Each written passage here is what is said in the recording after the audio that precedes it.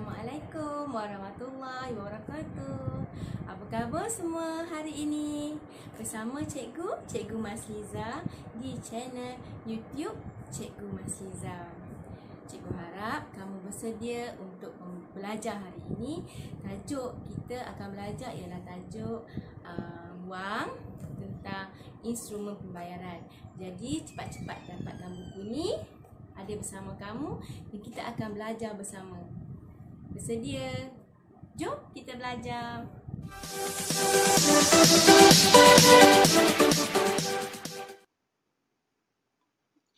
Topik 3, tajuk wang, instrumen pembayaran. Okey, kita akan belajar tentang instrumen pembelajaran. Standard pembelajaran yang akan kita pelajari kali ini ialah 3.6.1 mengenal pelbagai instrumen pembayaran dan juga 3.6.2 menjelaskan penggunaan pelbagai instrumen pembayaran dalam transaksi, barangan dan juga perkhidmatan. Okey, mula-mula kita nak tahu apa itu instrumen pembayaran. Instrumen pembayaran adalah alat yang digunakan untuk membuat pembayaran ke atas sesuatu harga atau nilai barang yang dibeli atau perkhidmatan yang kita terima. Okey, cikgu harap kamu faham apa itu maksud instrumen pembayaran. Okey, sebenarnya ada pelbagai instrumen pembayaran. Kali ini kita akan kenal pasti jenis-jenis instrumen yang terdapat dalam kehidupan seharian kita. Yang pertama, tunai. Okey, tunai semua orang kenal. Tunai digunakan bayaran secara terus menggunakan wang kertas dan duit shilling. Cikgu harap kamu semua dah biasa dengan gambar ini, iaitu wang yang kamu pegang dalam kehidupan seharian. Semua kenal kan? Ini wang kertas dan juga wang shilling. Okey, baiklah. Instrumen yang kedua ialah kad debit. Okey, kad debit ini ialah bayaran melalui akaun simpanan menggunakan kad. Okey, buat masa ini kamu belum ada lagi kad debit. Ibu bapa kamu pasti ada kad debit ini. Macam mana kad debit tu? Okey, kad debit tu berbentuk macam ni, iaitu kad yang dikeluarkan dari bank. Okey, instrumen yang seterusnya ialah kad kredit. Kad kredit tu apa? Bayaran melalui pinjaman dari bank. Kita belanja dulu dan bayar kemudian kepada bank atau pengeluar kad tersebut. Ini bermakna seperti kita berhutang. Kita dapatkan barang dulu, bayar kemudian. Okey, bentuknya ialah seperti ini, kad. Kad dia akan tulis kad kredit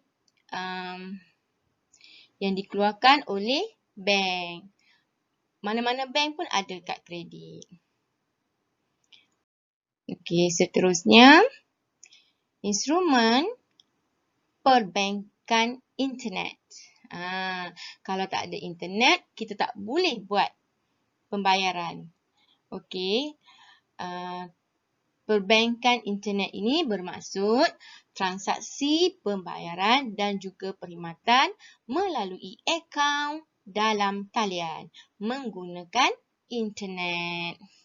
Okey, yang ini kebanyakannya sekarang menjadi satu trend masyarakat sekarang menggunakan pembayaran secara internet. Itu kita buka komputer ataupun handset, kita bayar secara online. Adakah kamu pernah lihat ibu atau ayah ataupun kakak, abang membuat bayaran secara online? Pasti cikgu rasa kamu pernah melihat. Contoh, beli barang di Shopee, Lazada, GoShop, WowShop. Okey? Okey, seterusnya. Okey, instrumen yang seterusnya adalah kad prabayar. Macam mana kad prabayar tu? Ya, bayaran dibuat menggunakan wang sedia ada secara isian semula. Seperti yang biasa kita dengar, top up.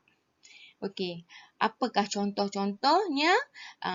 Okey, contoh yang paling baik sekali ialah kad Touch and Go. Pernah tengok tak kad Touch and Go? Okey, kad Touch and Go digunakan di mana?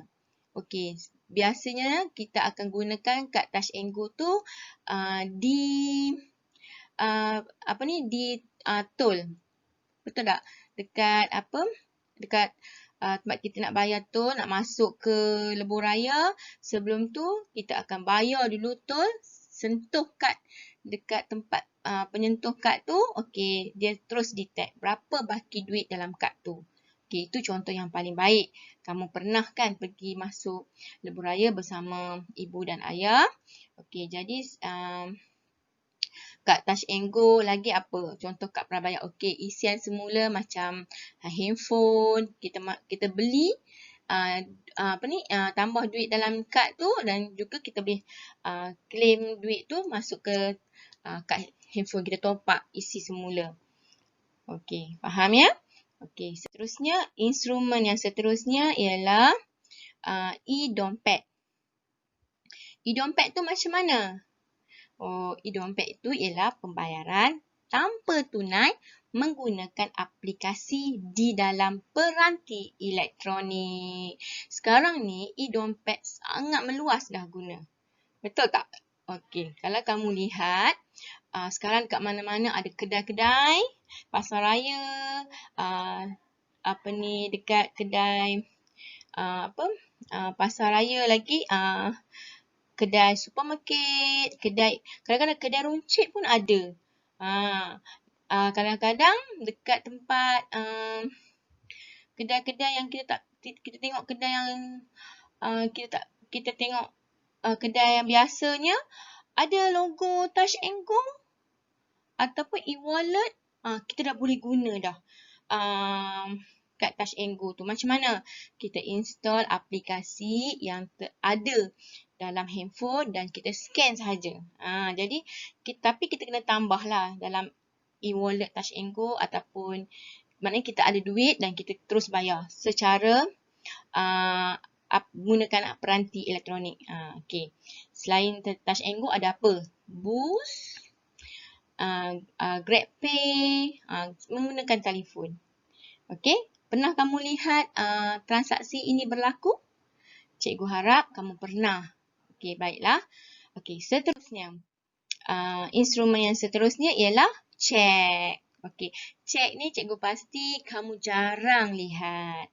Okey, cek ni adalah satu perintah secara bertulis kepada bank supaya membayar jumlah khusus yang kita nyatakan dalam cek tu.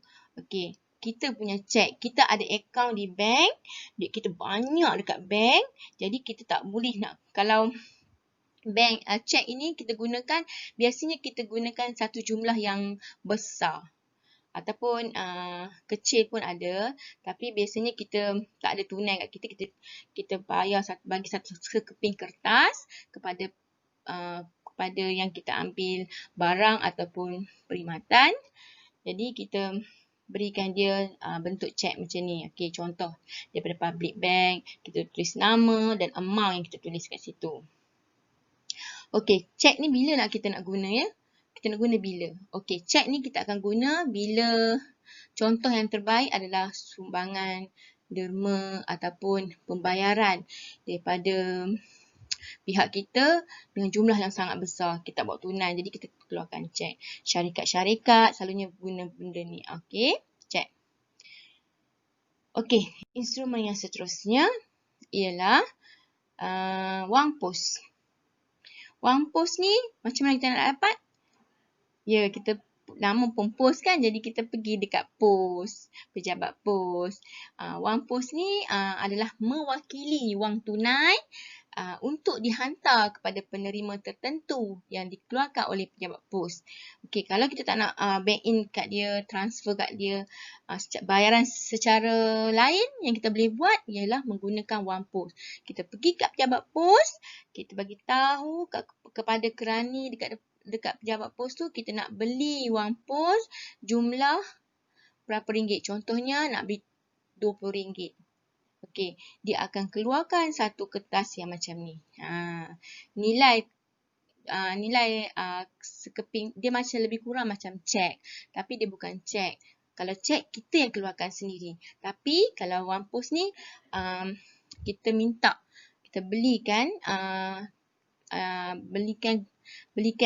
berikan duit pada pihak pejabat pos dengan amount yang tertentu dan dia akan keluarkan sekeping kertas. Dekat situ baru kita tulis nama, nak bagi kat siapa, kemudian kita tanda tangan dan kita terus bagi kepada orang itulah.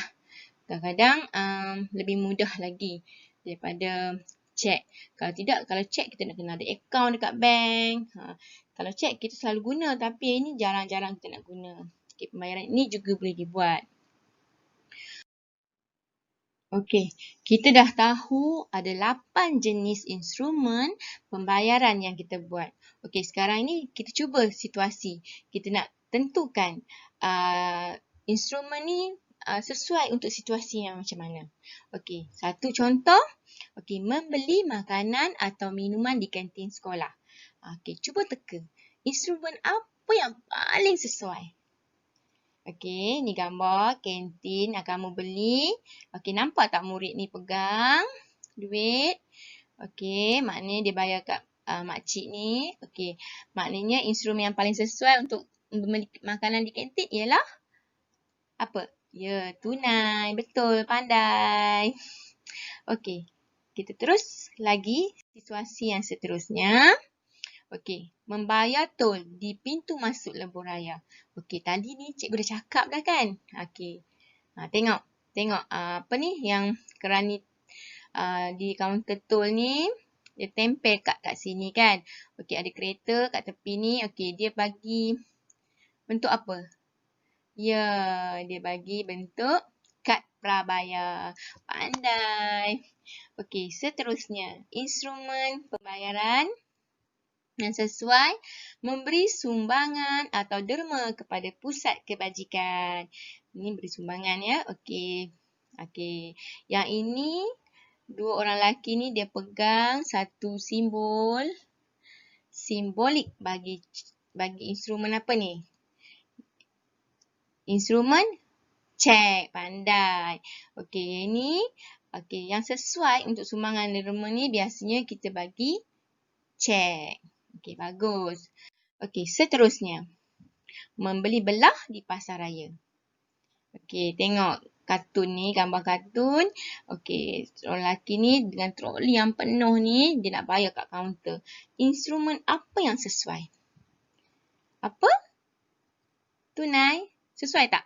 Ya, sesuai juga. Boleh, untuk ni boleh dibayar secara tunai. Selain tunai, ada cara lain kan? Betul tak?